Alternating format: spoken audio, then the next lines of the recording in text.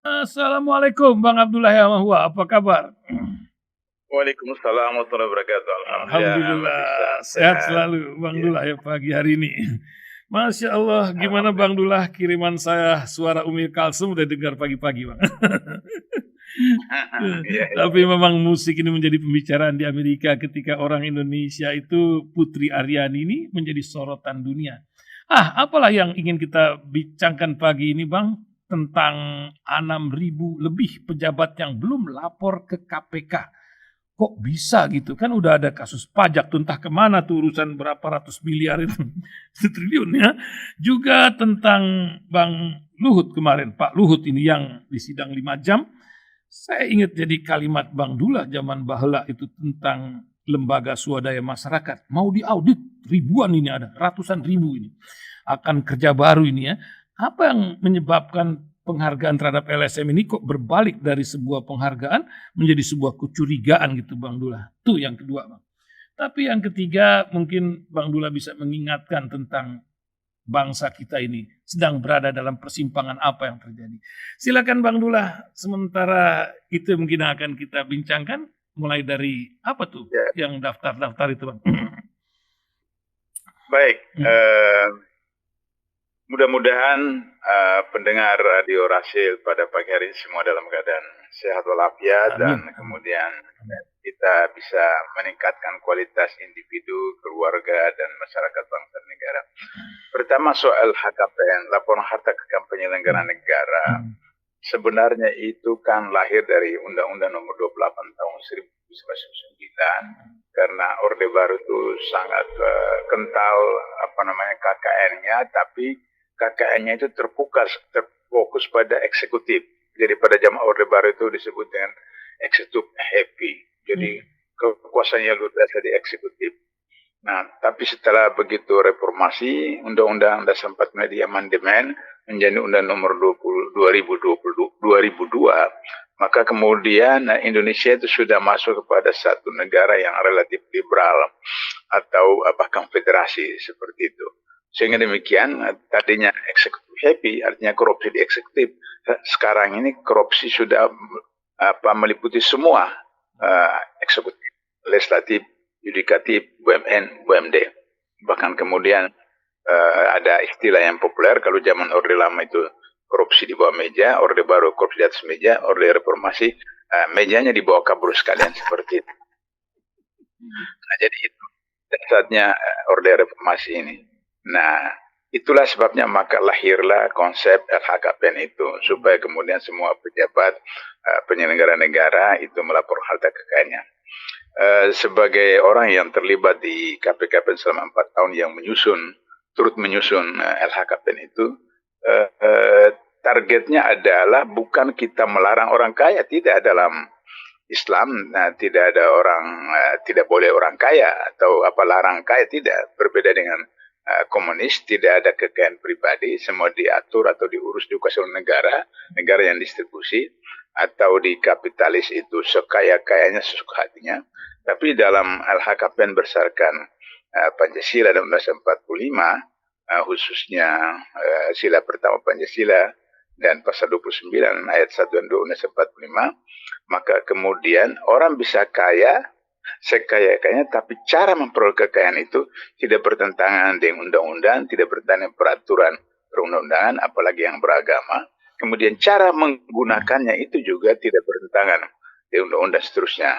Nah, itulah sebabnya maka kemudian ada money laundering yang sampai 340-an sekian triliun, yang itu entah kemana dan seterusnya seperti itu. Nah, tapi yang dimasukkan LHKPN itu adalah untuk kemudian seseorang itu bisa mempertanggungjawabkan harta yang dia peroleh yang benar, kemudian cara menggunakannya yang benar.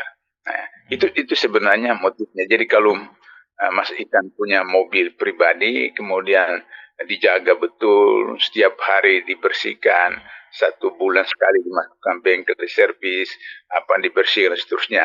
Nah, filosofinya itu kemudian ketika Mas Ihsan jadi pejabat negara, maka semua fasilitas pejabat negara, harta kan pejabat negara itu dijaga seperti Mas Ihsan menjaga mobilnya sendiri pribadi, dijaga, tidak boleh. Itu filosofi. Itu filosofi LHKPN seperti itu. Nah, kalau ada masih 1.000 atau 6.000 orang yang belum lapor, maka kemudian kesalahan siapa? Tentu saja kesalahan lembaga yang paling bertanggung jawab adalah KPK. Dulu KPKPN.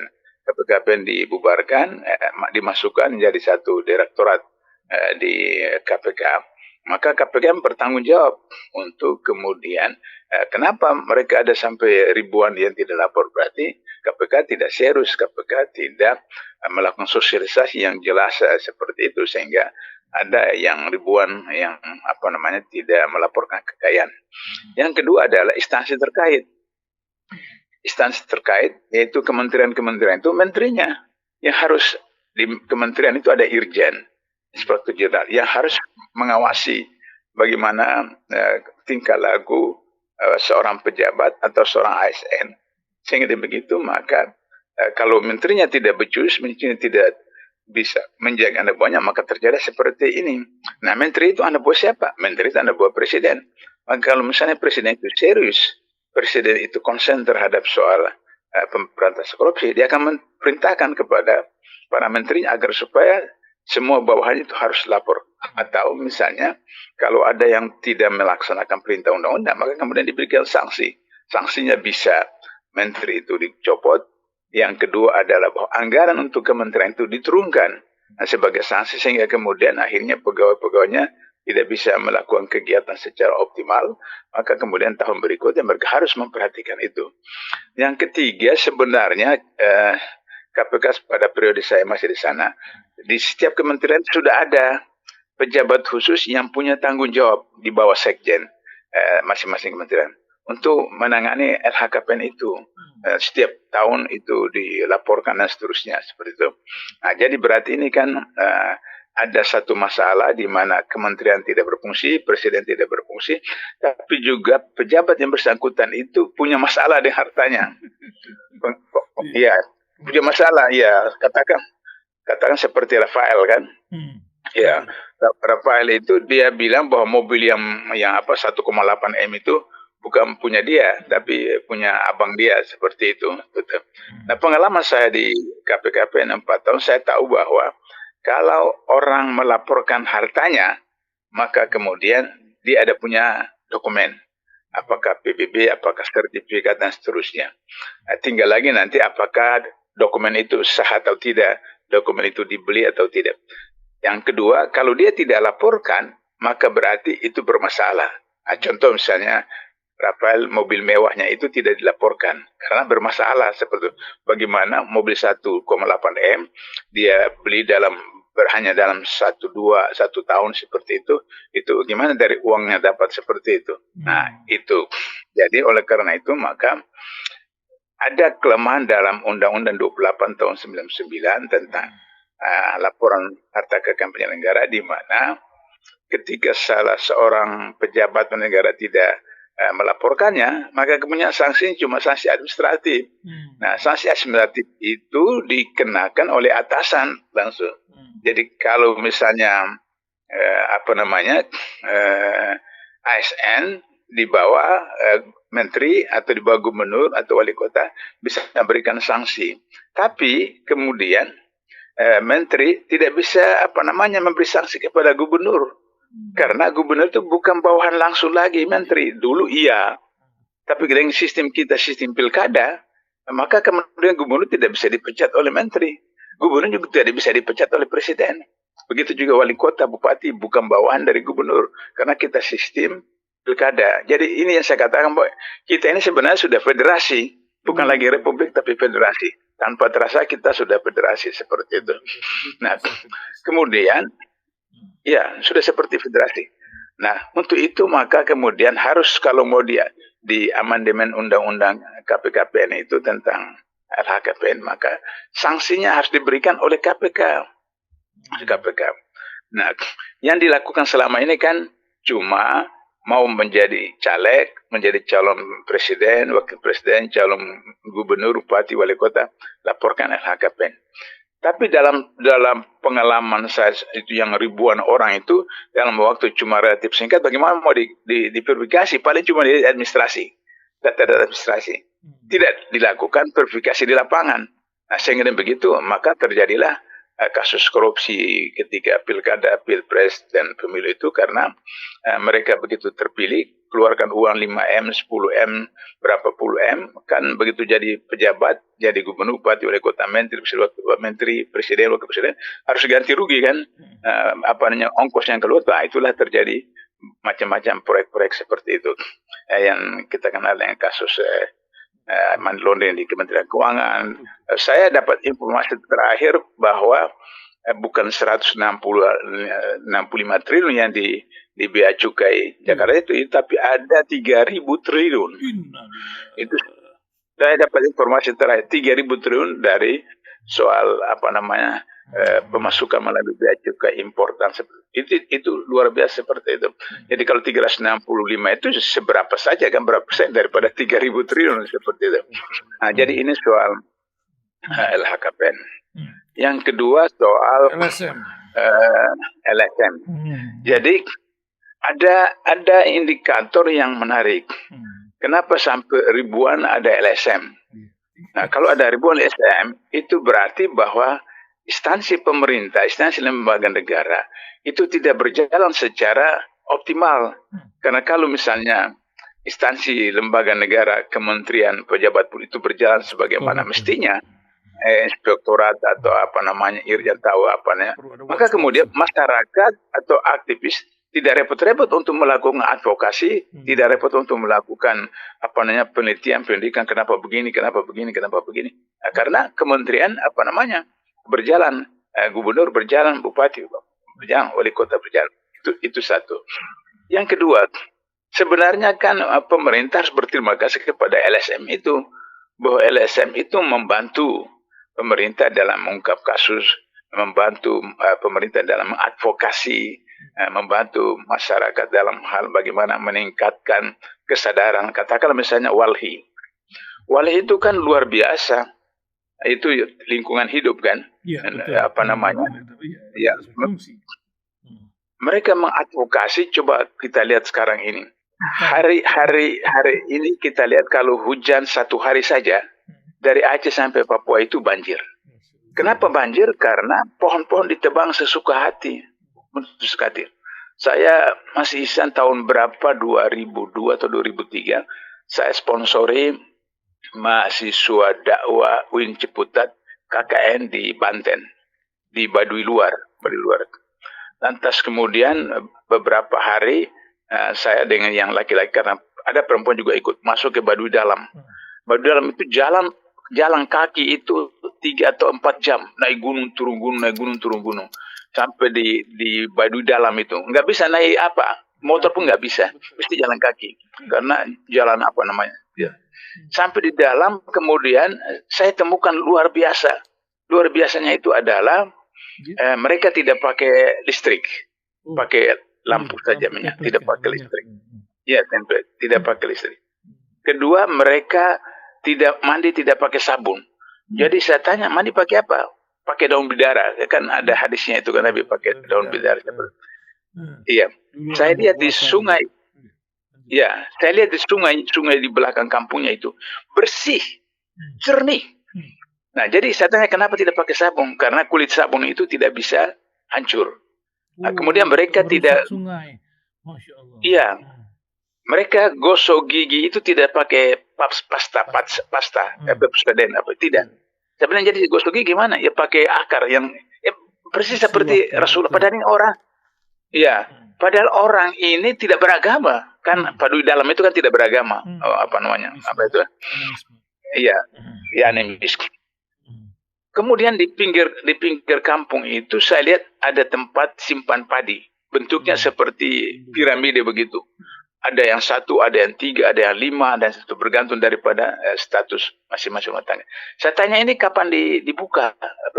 Ya ada yang 1 tahun, ada yang 2 tahun, ada yang 3 tahun, ada yang 4 tahun, ada yang 5 tahun baru dibuka. Terus saya tanya, bagaimana bisa itu terpelihara di dalam, kemudian tidak rusak? Artinya itu teknologi mereka buat sehingga tertutup di dalam, dan itu tidak rusak padi itu. Terus saya tanya, untuk makan sehari-hari bagaimana? Yang makan sehari-hari beli katanya. Beli di pasar, di Serang. Jadi mereka mau makan sehari-hari beli di pasar di Serang. Nah, jadi kapan itu dibuka? Kalau ada acara misalnya pernikahan atau orang meninggal apa, jadi hajatan begitu. Sehingga kemudian itu pohon-pohonnya itu tertata, pohonnya tertata. Tidak boleh tebang pohon-pohon dan seterusnya. Sehingga saya kemudian pulang ke Jakarta, saya menulis di surat kabar apa, saya lupa, Pelita atau Republika waktu itu. Kutemukan Nabi Yusuf di Baduy Dalam.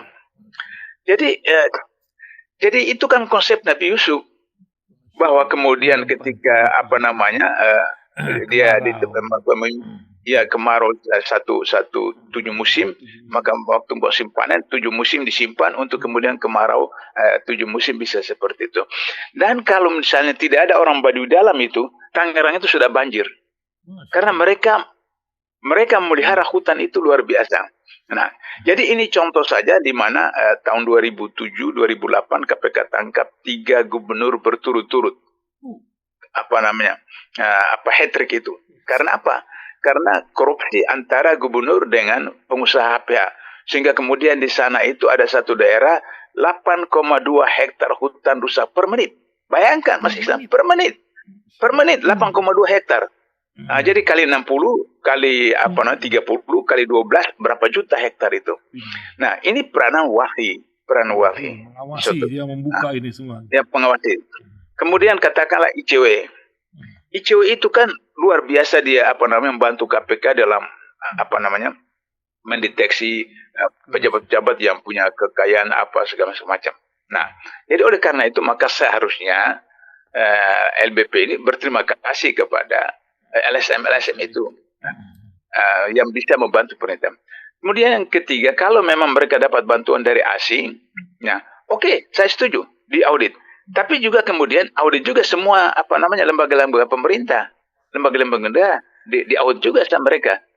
LBP itu kan jabatannya 27 jabatan, dia punya jabatan 27. Saya tadinya pikir hoax. Tapi kemudian ketika beliau 2 tahun lalu presentasi di Komisi Anggaran DPR pakai slide, kemudian slide itu bocor sampai ke saya. Saya hitung betul 1, 2, 3, 4, 5, 27. Dan itu ada SK-nya, ada Kepres dan seterusnya. Jadi oleh karena itu maka Luhut kalau mengkritik orang dan seterusnya, kenapa tidak buktikan dulu dari pemerintah? Jadi kasus Hari Azhar itu itu kan dia mewakili masyarakat adat di sana untuk mendapat hak mereka dalam soal saham di Papua seperti itu. Nah, itu soal EBP yang istilah bahasa Melayu itu tepuk air di dulang, terpercik muka sendiri. Jadi dia mengkritik LSM, tapi sebenarnya justru persoalan pemerintah yang harus contoh misalnya kereta api katanya tidak pakai APBN, akhirnya sekarang juga pakai APBN, IKN juga begitu dan seterusnya. Seperti itu dan yang lainnya. Itulah persoalan LSM. Yang ketiga apa tadi? Sudah menyangkut pesan buat pendengar di hari Jumat yang penuh berkah ini, karena banyak permasalahan negeri ini yang kadang-kadang ingin mendengarkan seorang senior yang sudah makan asam garam, entah cuka, entah apalah dalam kehidupan ini kan. Itu yang ingin didengar dari seorang Bang Dullah yang sudah senior tapi masih dipanggil Bang. Silakan Bang. Saya hari ini insyaallah mau khutbah di daerah Pondok Kelapa di sana. Daerah Pondok Kelapa di sana, kemudian bersamaan dengan itu 3 hari lalu ada teman dari Singapura, kami berkenalan tahun 76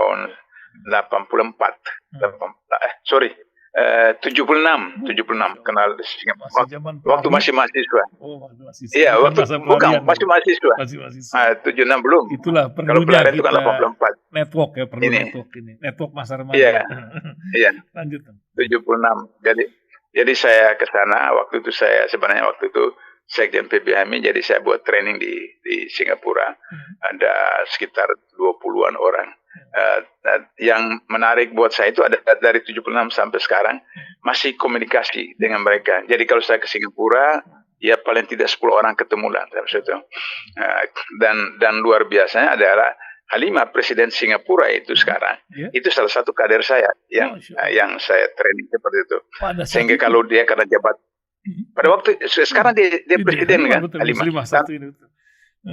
Ya itu tahun 76 ikut training saya bina di Singapura selama pendengar rasio di Singapura dengar tuh, dia banyak pendengar kita di Singapura.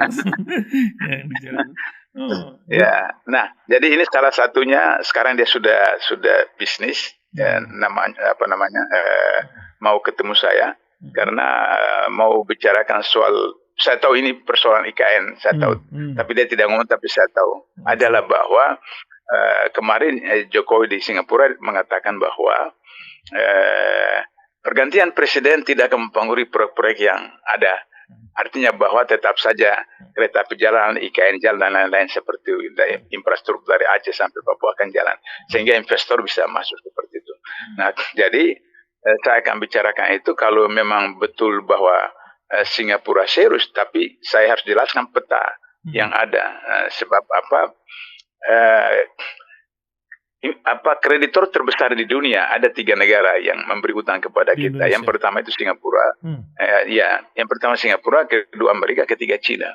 Jadi Cina itu sebenarnya nomor 3.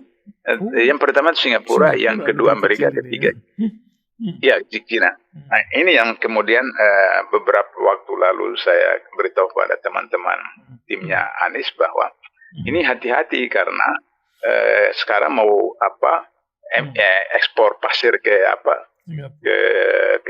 Singapura dan seterusnya. Dan ini berbahaya sekali karena nanti lama-lama banyak pulau di Riau Kepulauan itu akan hilang karena pasirnya dibawa dan seterusnya. Nah, kita harus punya kebijakan yang strategis terhadap Singapura karena kalau misalnya ada teman-teman tim Anies mengatakan harus putus hubungan dengan beberapa negara itu, maka kemudian Singapura mengatakan, berhenti impor ekspor. Tapi bayar utang kami, bayar uang kami sebenarnya. Kita nggak bisa bayar itu dalam waktunya. Karena hari ini kan kita punya utang itu 8.000 triliun. 8.000 triliun itu kira-kira mungkin hampir 4.000 triliun itu Singapura. 4.000 sisanya itu Amerika dengan Cina seperti itu. Iya, sehingga kalau kita banyak utang sama jiran harus banyak senyum mungkin itu masalahnya. Jadi oleh karena itu dalam pesan saya untuk para pendengar dalam hari Jumat ini, cobalah kita hidup sederhana. Sederhana tidak berarti bahwa makan nasi dengan garam, tapi kemudian sederhana itu dalam bentuk bahwa tetap saja kita memenuhi persyaratan 4 sehat, 5 sempurna, 6 halal. Jadi kalau kita di sekolah itu kan diajarkan 4 sehat, 5 sempurna kan waktu makan. Nah, tapi saya kemudian sekarang mengkampanyekan 4 sehat, 5 sempurna, 6 halal. Jadi tidak sempurna saja, tapi harus halal. Nah, itulah kemudian bagaimana kita mendidik anak istri kita agar supaya mengkonsumsi yang halal. Nah, sudah itu kemudian karena ini hari Jumat, yang bapak mau pergi ke masjid, bawa anak kecil yang umur 3 tahun, 4 tahun, atau 5 tahun, 2 tahun pun juga nggak apa-apa, ajak masjid. Cuma kalau di masjid itu, kalau bawa anak kecil, berdiri yang paling ujung, kiri atau kanan, karena menurut sunnah kan, anak-anak harus di belakang kan. Tapi kalau anak di belakang, dia mungkin main ribut ya udah maka dekat orang tua berdiri di sudut kiri atau sudut kanan, sehingga tidak memutus saf seperti itu. Nah, kita berikan sama dia uang. Mungkin 1.000, mungkin 2.000, 3.000, 4.000, 5.000. Nah, setiap ke masjid itu, kemudian dia masukkan ke dalam celengan. Dan kita juga masuk, anak kita juga celengan. Apa yang saya maksud adalah bahwa kita mendidik anak kita sejak kecil bahwa dia punya tangan di atas, bukan di bawah. Nah, sehingga dia terbiasa untuk membantu orang. Dia selalu berpikir untuk bagaimana meringankan beban orang. Dan itu kemudian merupakan doa bagi dirinya oleh Allah, sehingga dia sampai besar itu selalu dia berada pada posisi membantu orang, apakah temannya di sekolah atau teman tetangga dan seterusnya. Nah, ini yang harus kita perhatikan, lakukan, sehingga dengan begitu maka apa yang terjadi hari ini di Indonesia, kita tidak lagi menjadi kasus seperti Rafale dan lain-lain, tapi kemudian kita membantu orang karena kita serius, empati, simpati, dan itu berasal dari uang yang halal. Oleh karena itu bapak ketika kasih uang kepada anaknya untuk di celengan, itu juga harus pasti kembali uang halal, jangan kemudian sebab ada problem lagi karena musim haji ini ada problem di mana orang korupsi kemudian dia berpikir ya kita pergi cucikan uang kita itu dengan pergi umrah atau haji. Bagaimana caranya ambil wudhu dengan air got? Ambil wudhu dengan air got kan tidak sah itu wudhu, tidak sah wudhu, tidak sah sholat. Nah seperti itu maka kemudian harus dengan uang yang bersih, uang yang halal, baru kemudian mengkonsumsi yang halal, maka kemudian anak-anak itu juga akan mendapatkan berkah dari Allah sehingga mereka besar menjadi anak-anak yang soleh soleha. Barangkali itu Mas Ihsan.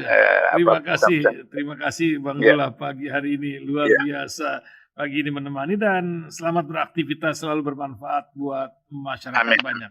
Assalamualaikum Bang Abdullah. Assalamualaikum.